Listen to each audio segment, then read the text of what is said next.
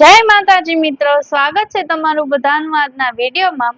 દુઃખમાં કોઈને સલાહ નથી જોતી તે વાત ઉપર માતાજી આજના પ્રવચનમાં શું કીધું છે તે આપણે આજે જોવાનું છે। તો ચલો શરૂ કરીએ આજનો વિડીયો। જય ખુખારમાં મેલડી।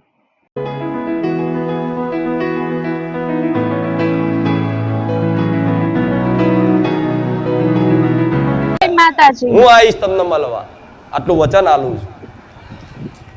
પણ આ બધી બાબતે જીવનમાં નવી શરૂઆત કરવી પડશે, ત્યારે કોઈ પણ માતાજી ભગવાનને દયા આવે। તમારી જ અંદર દયા ભાવના નહીં, તમારી અંદર સારી ભાવનાઓ નહીં રહી તો ક્યાંથી કોઈ માતાજી ભગવાન તમને સુખી કરે કહો? અને તમારે આજ શોર્ટકટમાં બધાને સુખી થઈ જવું છે। બુઆજી કંઈક કરી આલો ને, હવા મહિના બધું દુઃખ જતે, હવા મહિના કાઢીને 10-10 વર્ષ ભૂવામ કાઢ્યા કે શું થયું? ઉપરથી વધારે દુઃખી થયા।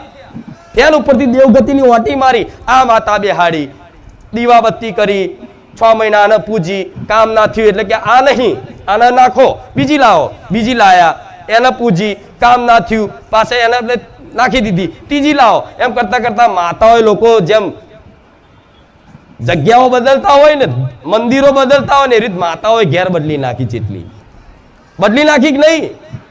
ચેટલી બદલી નાખી। પણ જે હતી એને જ પેલા પૂજી જોણી હોત તો, જે તમારા મંદિરમાં તમારા મઠમાં જે પહેલેથી વર્ષોથી જે ગઈડ્યા પૂજી આયા છે, જે દીવો છે તમારો અસલ, એને જ પૂજી જોણી હોત અને એની જ હરખી સેવા ભક્તિ અને ભજન કરી જોણી હોત ને, તો હું મેલડી એવું કહું છું કે આ બારેજા ધામ આવવાની જરૂર ના પડે। આજ એટલે દર ભટકવું પડે છે, જે સયાની કદર નહીં કરતા અને બીજી માતાઓ લાવી છે। 1 લાવો, 2, 3, 4, 5, 7, 10, 11, 15, એટલે 15 દીવા કર કે 1 કર, હરખું જ છે। 1 દીવો કરો કે 15 કરો, હરખું જ છે, કોઈ આઘું પાછું નહીં। આજ હું બહુચર છું કે હું મેલડી છું, એક જ છું। મારો દીકરો મારી ખાલી મારો એક જ દીવો બહુચર નો કરે તો હું મેલડી અંદરથી રાજી રહું। એને તો કહી દીધું તારો મારો મેલડીનો દીવો ના કરવો હોય તોય વાંધો નહીં, તું તારી ખાલી કુળદેવીનો દીવો કર, આખા કુળદેવીના ખાતામાં હું માતા દરેક રાજી છું। એક જ દીવામાં લો, તો 10-10 દીવા કરો તોય કશે કોમનું નહીં। અને અમુક લોકો કે 10 દીવા કરે એટલે વધારે પાવર આવે, એટલે એમ પાવર આવી જાય। એક કરી જો, હરકી ભક્તિ સેવા પૂજા એની કરી જો, એના પ્રેમની ભૂખ છે, એની પ્રેમની ભૂખ મિટાઈ જો, પ્રેમ કરી જો તમારી કુળદેવી। જો ચોય હાથ લોબો કરવા દે અને ચોય ભટકવા દે, ઘોડા માતાઓ મટી પૂજવી બેકાર પડે। પણ ભરોસો નહીં, કોઈને ભરોસો નહીં। બસ કંઈક જંતર મંતર કરી આલો, કોઈક ભુવાજી હારા મળે અને અમારે ઘેર પગલા પાડી દે એટલે કે હો સુખી। લો, પગલા પાડવાથી સુખી થતું હોય ને તો વારા ફરતી તમારે ઘેર આવીને કંકુના 2 પગલા પાડી નાહી જવું। જો એટલું થતું હોય તો એ કરવા તૈયાર છું, પણ પગલા પાડે હારું ના થાય। હા શું ખોટું? હા, પગલા પાડવાથી કદાચ ભાવનાઓ છે, શ્રદ્ધા છે મારા પ્રત્યે, તો પગલા પાડવાથી તમારે ઘેર ભક્તિ ભર્યું વાતાવરણ થઈ જાય, તમારી અંદર ભક્તિ કરવાની ભાવનાઓ પેદા થઈ જાય, સેવા કરવાની ભાવનાઓ પેદા થઈ જાય। એ તો તમારા ઘેર પગલા નહીં પાડતી, અહીં આવીને બેહો છો તો આ બધી ભાવનાઓ પેદા થઈ ગઈ। આ શું ખોટું? તો પગલા પાડવાનું ના બધું બરોબર છે, જેને જેવી ભક્તિ છે, જેને જેવી શ્રદ્ધા છે, ના નહીં। પણ તમે એવું વિચારતા કોઈક આશીર્વાદ આમ માથે હાથ મેલ દે, તથાસ્તુ કહી દે એટલે અમારું બધું ભલું, એમ ના થાય એકદમ। આ શું ખોટું? એ પ્રમાણના કર્મો જોઈએ, એ પ્રમાણનું સુધરી જવું જોઈએ। અને માતાજી ભગવાન જે ઉપદેશ આપતા હોય ને, જે ધર્મના માર્ગ ઉપર, ધર્મનો માર્ગ, એ ધર્મના માર્ગ ઉપર ખાલી પગ મેલવાથી, જેવું ધર્મના માર્ગ ઉપર ખાલી પગ મેલવાથી આજે જીવનમાં ડગલે ને પગલે કાંટા ચૂભશે, ભાગે છે ને દુઃખના, ડગલે ને પગલે કાંટા ચૂભશે। ધર્મના માર્ગ ઉપર આવવાથી થોડોક સમય એ કાંટા ચૂપશે, પછી આગળ જતા આવા ફૂલડા ના વેરાવું મારું નામ મેલડી નહીં। આ શું ખોટું? આ ફૂલો વેરાય છે એમને વેરાય છે, એમને આ ફૂલો પરથી આટલું થાય છે કેમ? ધર્મનું આચરણ જીવનમાં અમલ કર્યું। એટલે દરેકને કહીશ કે કશું ના થાય તો હું એવું નહીં કહેતી 24 કલાક બસ મંજીરા લઈને બેસી જાઓ, હું એવું નહીં શીખવાડતી। નોકરી કરો, ધંધો કરો, ઘરનું કામ દીકરીઓ કરો, બધું કરો, તમારા દીકરાઓને ભણાવો, ગણાવો, ખૂબ ધ્યાન આલો। શરીર સંસારમાં રાખો, પરિવારમાં રાખો, પણ મન માતાને સોંપી દો. આ શું ખોટું? જો મારી યાદ અને મારું સ્મરણ બન્યું રહેશે ને, હું મેલડી એવું કહીશ કે નવું જ્ઞાન જીવનમાં પ્રદાન થશે અને તમે કોકને સલાહ આલતા થઈ જશો. આ શું ખોટું? પણ સલાહ કોઈને અપાય એનું કારણ છે કે બધાને સલાહ નહીં જોતી. દુઃખ હોય ને તો સલાહ નહીં માંગતું કોઈ. અહીં હું માતા સલાહ આલું છું ને તો કંઈક લોકો એવું આ તો ખાલી સલાહ જ આલે છે. હા, તો સલાહમાં લાખો લોકોનું ભલું થાય છે, તો 1000 વખત આલીશ. આ શું ખોટું? એટલે જીવન છે, સુખ દુઃખ આવતા જતા રહેશે. ઘેર જે માતા બેઠી છે, હાલ હું માતા એવું કહું છું, એ ફોટામાં ભલે તમે ફોટો સમજતા હતા, અત્યાર સુધી ફોટો સમજતા હતા, પણ હું માતા કહીશ કે તમારા ઘેર જે માતાઓ બેઠી ને એના ફોટા ન સમજતા, એ સાક્ષાત છે. એના તરસ લાગે છે, એને ભૂખ લાગે છે, એને ઠંડી લાગે છે, એને ગરમી લાગે છે. જો તમે માનો તો હા, હું માતા કહીશ કે મને ઠંડી લાગે છે, મને તરસ લાગે છે, મને ગરમી લાગે છે.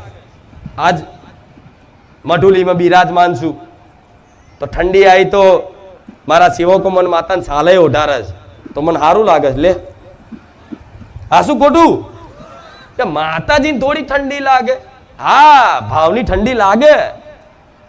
આમ તો માતા તો અગ્નિનો ઉબારો કહેવાય, સૂર્યના તેજ જેવું તેજ છે મારા. મને શું ઠંડી લાગવાની છે?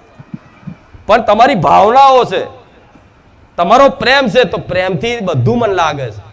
એક તમારા ઘેર એવી બેઠી છે ને, ચામુંડા હોય કે મહાકાળી હોય કે ખોડિયાર હોય, જે મોતા હોય એના 2 ટાઈમે એમ જમાડવાનું ચાલુ કર્યું હોય ને, તો જમાડવતા રાખો. નવા આવ્યો તો દરેકને કહીશ કે ઘેર બેઠા જંતર મંતર ને બધું માગવા આવતા હોય તો અહીં 2 હાથ જોડું છું. અહીં જંતર મંતર ના વારણ કારણ મૂડા જોડા અહીં બંધાતા નથી, અહીં દાણા જોડાવાતા નથી, અહીં કોઈ રક્ષા મંત્રી આલતી નથી.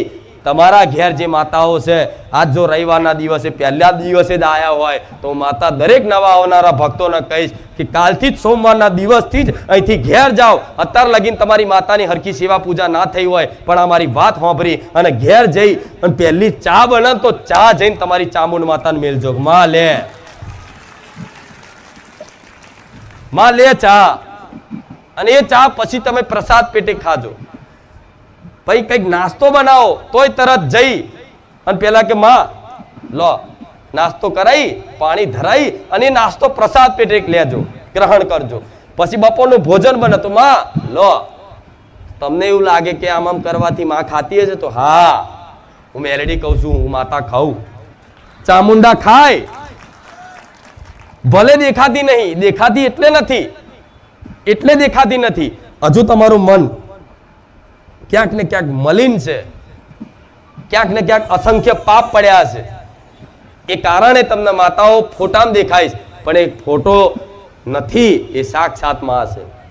તમે તમારી કુળદેવીના ફોટા ઉપર, એના પ્રતીક ઉપર આમ કરી તિલક લઈ અને આમ ચામુંડ કે મહાકાળી માતાના તિલક માથે કરો છો ને, અને એ તિલક તમે કરો છો ને, તો માતા એવું કહીશ એ તમારી માં ખૂબ રાજી થાય છે કે આ દીકરાએ પહેલી વાર એના હાથે મન માતાને તિલક કર્યો. ખૂબ પ્રસન્ન થાય.